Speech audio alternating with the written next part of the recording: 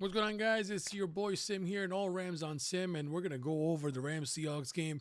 It's been a while, but we're gonna be trying to go over the Rams games as they go along in the season. I've been traveling a lot and working a lot, so haven't had a chance to record a lot of videos. But we're back, and I just want to go over the Rams Seahawks game real quick. Really quick takeaways here off the top of my head. Big shout out to the Seahawks defense. You guys are no joke. I'll tell you that right now. You're no joke. To be going down full interceptions by Sam Darnold and still lose the game by 2 points and have an opportunity to come back in the fourth quarter. Although it was a 61-yard field goal, but still to give yourself a chance to stay in the game and to have an opportunity to come back in the fourth quarter at the last second and try to win it, my hat is off to you. Because, I'll tell you what, though, second takeaway real quick here. Rams didn't do much in the second and third quarter. You guys adjusted very, very well. Seahawks defense adjusted very, very well to the Rams and were able to kind of, not shut them down, but to kind of keep them in check and not even a field goal in the second and third quarter. Now, I don't know if that was McVay not trusting Melvin, the thicker kicker, or, he just wanted to take a more of a, just a conservative approach, which McVay tends to do a lot, and it's very, very frustrating. And that kind of kept the Seahawks in the game throughout the day. Third takeaway here, you got to run the football more. Kyron Williams was doing really, really well. And we're going to go over the numbers here, but he was doing very, very well, especially in the first quarter, running out the gate. 34 yards is the long of the game. And, you should have stuck with that. And I'm not really sure why he didn't do that, but we're going to go over that. Also, fourth quick takeaway here, Rams defense showed up in a big time. There's a lot of talk about the Seahawks defense throughout the season, and McDonald doing a great job with that defense, which he does. And again, hats off to them. But at the same time, the Rams decided to show, hey, listen, you come into our house, we're going to do something about that. And they really showed up that day. So mad props to them. Again, Seattle did a great job on offense, almost 400 yards of offense. 279 in the air, 136 or 140 on the ground. Great job by the Seahawks, but again, they couldn't really capitalize. They were held in check. A lot of field goals in that game. So we're going to go over that and talk more about it. All right, so we're going to go over here the Rams and Seahawks. We're going to just look at the stats here. 14 points in the first quarter, obviously off of a turnover at that point, and then be able to score a go-ahead touchdown. Again, great job by the Rams capitalizing and scoring 14 points in the first quarter. But again, since then, nothing happened until the fourth quarter where he actually scored another touchdown to go up by, was it 21-12 at that time? So, great job to them. But again, Seahawks, he did a great job through the air. He attempted 44 attempts, 29 completions, 66% here, 65.91. I'm going to round it off, 66%, 6.34 yards. Obviously, the big kicker here is the 4 interceptions, pun intended. 4 interceptions, 45.55 rating. The Rams were all up in his face the entire day, making him very uncomfortable. And it kind of gave me vibes of the Rams-Vikings game last year in the wild card matchup, I believe it was. And to be able to do that again and to win the game like that, it just kind of gives me that vibes again from the playoffs. But, the rushing for the Seahawks, again, in total, 135 yards on the ground, 1 touchdown. Walker, a respectful 4.2 yards per carry. Charbonnet, 3.36. And again, they have there are different kind of players here. You got Darnold, JSN, Holani, Shaheed, Barner. A couple rushes here, for a first down probably. But overall, the Rams did a great job kind of hold him in line, hold him in check, if I can say that. Walker had a 25-yard carry. Other than that, you take that out, that average goes down dramatically. So the Rams did a great job on the running game, just kind of holding them check. The one thing that I will say that really, really frustrates me with the Rams defense is that towards the end of the game, before winning by touchdown or something like that, they're playing kind of a soft coverage, soft defense, and they're letting them get everything underneath, and then they just end up pushing, and they're going to score at the end. And it happens every single time, and it is very, very frustrating, and I don't like it. I don't like it at all because we could have prevented them from getting that touchdown at the end of the game, and we didn't. And the Rams keep doing it, and it frustrates the crap out of me. We need to stop doing that. If we have a lead, hold on to the freaking lead. Don't let the defense, play soft coverage, and they're doing all the underneath routes, and they're just gaining yards. And the same thing happened at the end of the game. We're going to talk more about that. As far as the receiving goes, obviously JSN, he's had his big day, nine receptions, 12 targets, 1 of 5. He was on, Forbes had him on lockdown, basically did a really great job. But overall, he had a decent game. Barner had a good game, 11 targets, 10 catches, 70 yards. So it's a lot of volume here. The one thing that I'm really surprised about, it was kind of weird seeing Cooper Kupp, being in a Seahawks uniform for the first time, playing in SoFi as a Seahawk. Kind of very sad to see that, but at the same time, I'm happy for him. He is from Washington. He wanted to go back home. And, I don't know if he was expecting to have a big game, but he did have 7 targets. So 7 targets, only 3 receptions for 23 yards. Not a lot of damage here, but, he made that really nice play, I think, at the end on the final drive when the Seahawks were trying to score in the fourth quarter. So he had important catches when it really mattered for the rest of the team. So I'm not happy that Kupp is on the Seahawks, but I'm happy for him. Obviously, he will always be a legend. I love him. I have his jersey. I have 2 of his jerseys, actually, before he left. So forever a Kupp fan, and I'm sad to see him in the Seahawks jersey, but, it is what it is. Moving on to the fumbles here. Obviously, they didn't lose any fumbles. They recovered their fumbles, which is annoying. No interceptions. Obviously, Matt Stafford played a clean game. Not a lot of yards. We'll talk more about that. The defense did a great job. There was no sacks on the Rams' offensive line. They did a really, really good job. A couple pressures here and there, but not a lot, not alarming. And again, the Rams were without a couple players here for most of the game. So we'll talk more about that. And as far as the kicking, Myers made 4 field goals, but missed the one that mattered the most. Thank God. I was watching the game, and, my heart was just just pumping really, really quick, because I was just like, here we go again. The Rams with the last, defensive pass interference, and then, they're going to score and win the game on the last second field goal. But thankfully, he did not make that field goal. Ethan Evans, what a punt. What an absolute legend of a punt to put him down at the 1-yard line. But we're going to talk more about that. The punting, 2 punts here. Rashid Shaheed, I was actually kind of worried about him because he came from the Saints. But at the same time, this kind of reminds me of OBJ when he came from, when we signed him in 2021, and we ended up going to play the Niners the very next week.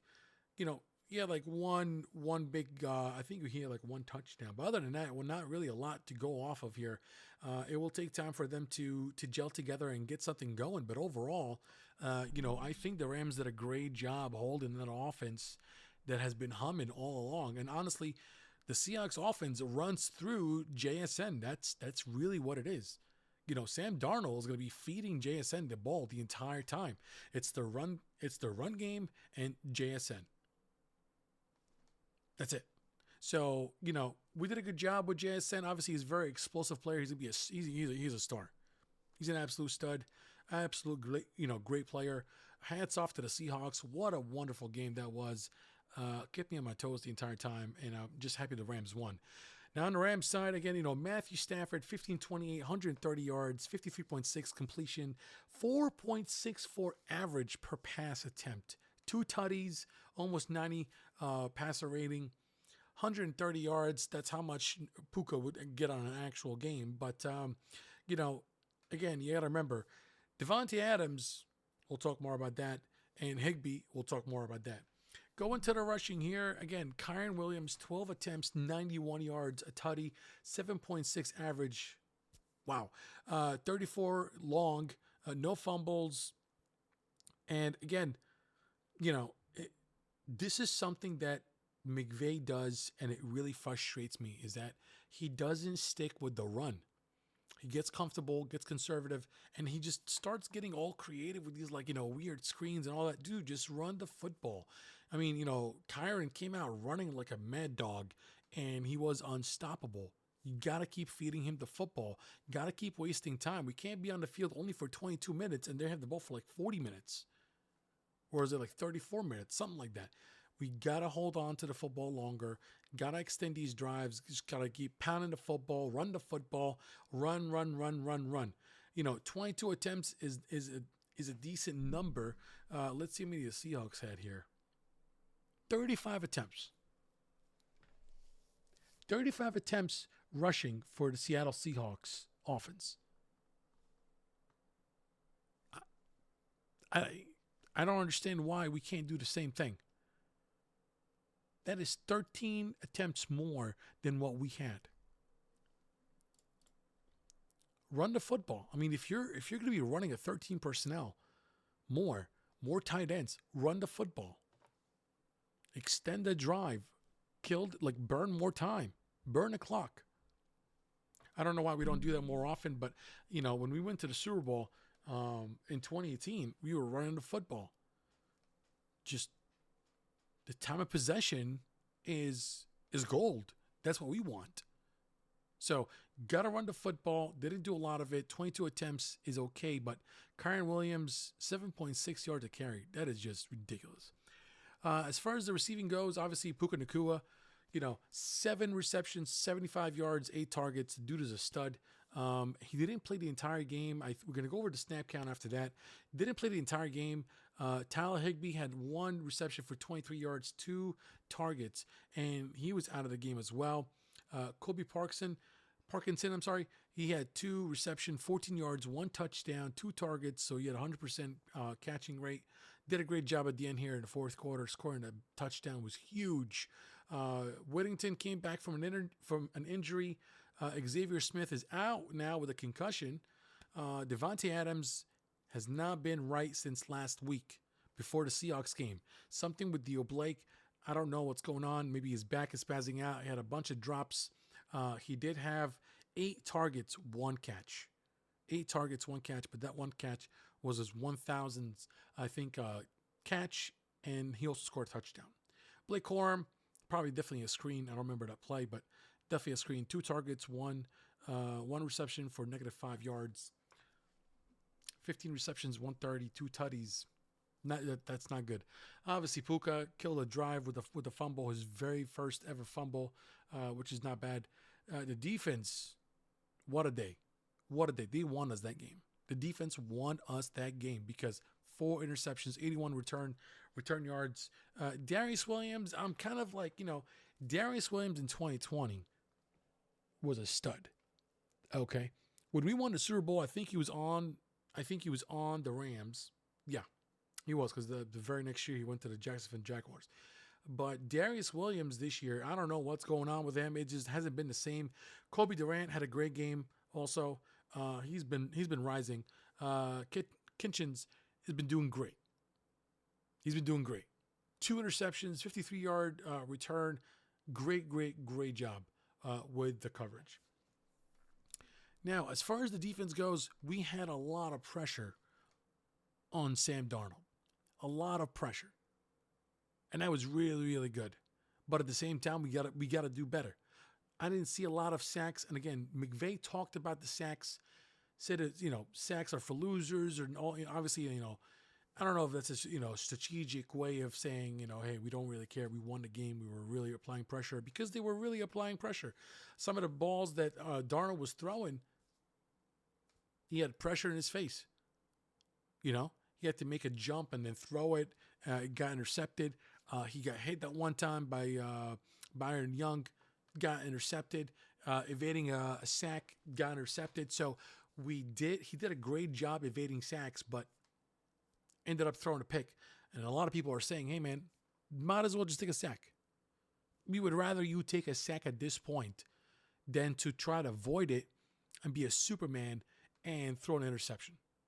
Because you won't do us any favor. Because that defense, Seattle's defense is a good defense. To be able to keep them in the game all the way through and lose by 2 points, that's a heck of a job out of defense. But that is not sustainable. It's not sustainable. You can't just win games like that. So, again, how many pressures did we have? We had 3 pressures, I think. Verse, Kitchens, and Young. So Our defense did a great job. Our defense is the number 1 scoring defense in the league. Did a great job. Walsh, defensive coordinator, is doing a great job. So kudos to him for that. Emmanuel Forbes did a great job as well too, locking down JSN for the game. I think he had like 2 receptions for 15 yards, something like that.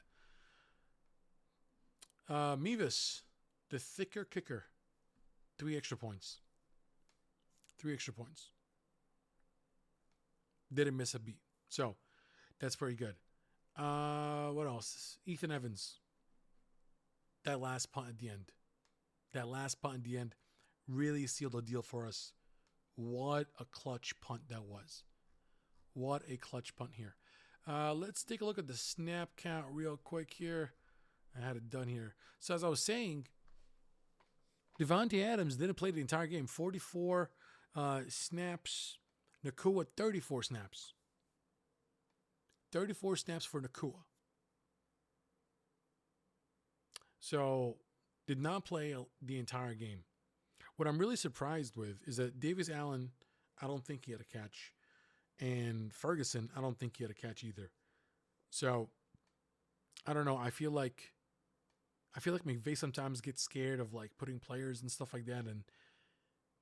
And he like, in big games, he doesn't like to use what really worked, especially against the Niners. I mean, the Niners, we were slicing them with the 3 tight ends, and we didn't do that as much here. We did play in 13 personnel, but there wasn't a lot of. I mean, I didn't see the same thing that we saw against the Niners, especially with Ferguson. I mean, when are you going to start using him more?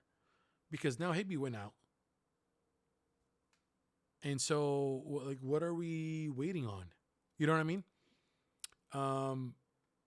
And again, Nacua hasn't been the same since he got injured. Not a lot of snaps. 34 snaps. That's not really much. We played 51 snaps in total. So 67%. I mean, it's more than half, but it's still not enough. Devontae Adams has not been right. So, I don't know. As far as the defense goes, I don't know if you guys can see that or not, but let's see. Open in a new tab. There we go. The defense. Landman did a really good job. Obviously, we also lost Quentin Lake.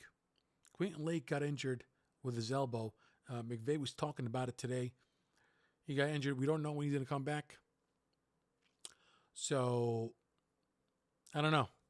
I don't know what's going to happen with that. That's a big loss. That's a huge, huge, huge loss. McCullough came in and kind of like saved the day, playing in the nickel. And also, what's the other one? He's in here somewhere. Well, yeah, Kinchins came in, McCullough. Yeah. So, I mean, again, we did lose some players in this game that didn't return. Higbee didn't return. So, I don't know. Quick final thoughts here on the game. Obviously, I'm very happy that we 8-2. Very, very happy with that. Technically, we would have been 10-0.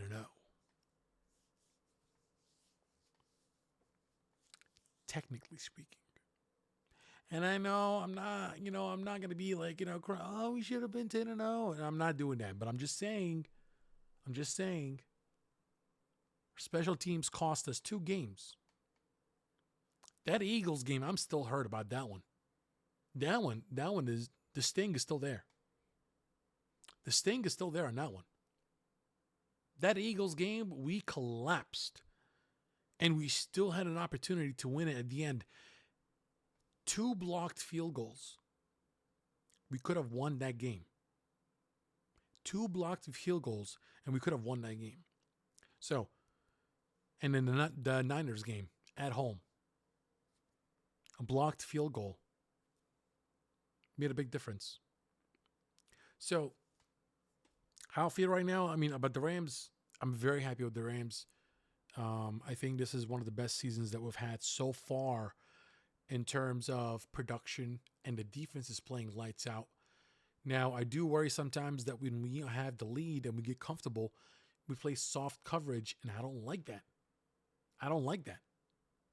We have to maintain pressure, and we have to keep playing, and we lost players. Everybody's coming out after the game and it's like, oh, the Seahawks almost won this game after throwing for 4 interceptions, and they still had an opportunity to win the game. What a great team they are. They are a great team. They're a great team. But also at the same time, they had an opportunity to destroy us. To be in total transparency, I really thought the Seahawks were going to come in and whoop our ass. Because I know that when we get down early in the game, McVay just abandons the run. And he just pass. So I thought that the Seahawks, when they come in, they were going to whoop our ass. And they were going to destroy us. But I was like, you know what? It's Sam Darnold. Sam Darnold was the variable that we had to control. Sam Darnold was the one that we had to get in his face like we did against the Vikings and beat him like we did last year. So to me, that was the number one thing. That was the key to the game. That was the key to the game is Sam Darnold. And everybody came out and says, oh, the Seahawks are a great team. They had an opportunity to win the game after Sam threw for 4 interceptions. True. But also they had an opportunity since the second quarter to win the game. And they didn't. Why? Because the Rams defense showed up. Rams defense was playing lights out the entire game up until that last series, or the second to last series where they scored the touchdown to make it 21-19. The entire game, the Seahawks couldn't do anything. And we lost our number one safety. One of the best players that we have on that team. We lost our tight end. Devontae Adams wasn't playing well. He was injured. You can tell he's not feeling right. Multiple drops on the third down that killed our drive. Tyler Higbee didn't come back. He got injured. What are we talking about here? We were dropping our number ones like flies. And we showed up and we showed out and we won the game. So don't talk to me about luck. Don't talk to me about luck. Oh, the Rams got lucky with that one punt. Really? Maybe. 50-50. But, got to give credit to the Seahawks. They played a great game. But the Rams were the better team. And I think that from this game, McVay should start running the football more. Run the damn football. They had 35 attempts. We had 22. Run the damn football. We can run the football, especially when we run the football against the Seattle front like that and get 7.6 yards a carry from Kyron Williams on 12 attempts. What are we doing? Milk the clock. Run the football and milk the clock. I just hope that our injuries are nothing significant and that we can be healthy just in time for Sunday Night Football against the Tampa Bay Buccaneers. So let's take a look at that here real quick. Now this game I'm also very worried about because Baker Mayfield is no joke. Baker Mayfield is no joke, okay? The teams are very, very close to everything. I mean, points per game, 27.2 for the Rams, 25.2 for the Bucs, 2 points.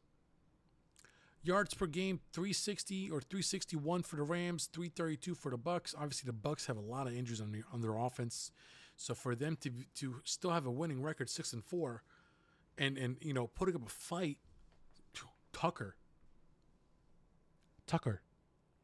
that running back for the Bucs. Got to watch out for him.